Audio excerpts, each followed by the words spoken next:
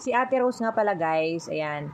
Wala po kaming camera, Ate Rose, kaya wag kang titingin sa taas. Nasa baba lang yung camera ko, cellphone lang po yung gamit ko. Kaya handa ko na nga pala yung papaliguan ni baby guys. Ayan, kumuha na ako ng bathtub. Yung bathtub na yan guys, kay Sean pa pala yan. Kaya hindi na kami bumili ng bago.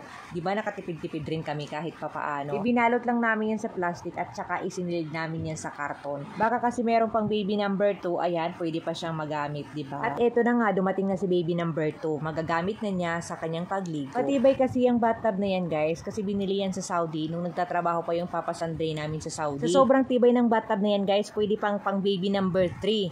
Hindi, joke lang. Gino-joke ko lang kayo guys. Sinusuotan ko na nga pala ng damit si baby. Buti na lang hindi pa siya umiiyak kasi may pagkaiyakin din tong baby ko. Kaya sabi ni Kuya Sean sa akin na habang hindi pa daw umiiyak si baby, pagkatapos kong suotan ng damit, siya raw muna magbabantay nito. Wag ko daw muna kargahin. Magbabanding daw muna silang magkapatid guys. So ayan, hinayaan ko lang muna si baby. Hindi ko nga muna kinuha yung towel niya kasi baka umiyak pag kinuha ko yung towel. So hinayaan ko lang muna na ganyan. Nag-i-enjoy pa naman yung mga ate at kuya niya na kausapin siya. So hinayaan ko lang muna siya dyan. Tuwang-tuwa nga sila, akala kasi nila nakikipag-usap na sa kanila si baby.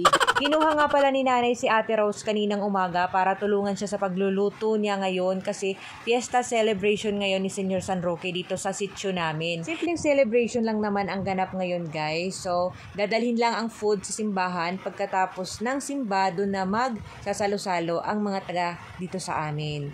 So, ayan, nagluto na nga si nanay ng adobo at saka pansit. Nagpatulong siya kay Ate Rose. At buti na lang din, mabait din tong si Ate Rose. Laging pumupunta yan pag binapapunta yan dito ni nanay. Lalong-lalo na kung may handaang nagaganap dito sa bahay. So, thank you talaga Ate Rose. Eto na nga guys, nagpiprepare na nga sila sa kanilang lulutuin. Nagkatay nga rin pala si tatay ng kanyang native na manok at yun din daw yung lulutuin niya para ipakain niya kay la father. At sa wakas, nakaligo na rin ako guys. Feel na feel ko talaga yung bagiging fresh ko dyan. Para kasi isang linggo hindi na ako naliligo kasi nga ang lagkit ng katawan ko pag nagpapadede kasi parang ang lagkit talaga ng katawan. Enjoy ko nga lang muna ang aking pagiging fresh guys kasi mamaya-maya lang wala na, dunot na naman yan. Halos buong araw kasi kami sumasayo ng baby scat ko guys. Kaya ayan, fresh ang feeling. Ayan guys, pampatulog yung kiss na yan ni Kuya Sean. Kiss daw muna siya bago matulog si baby scat.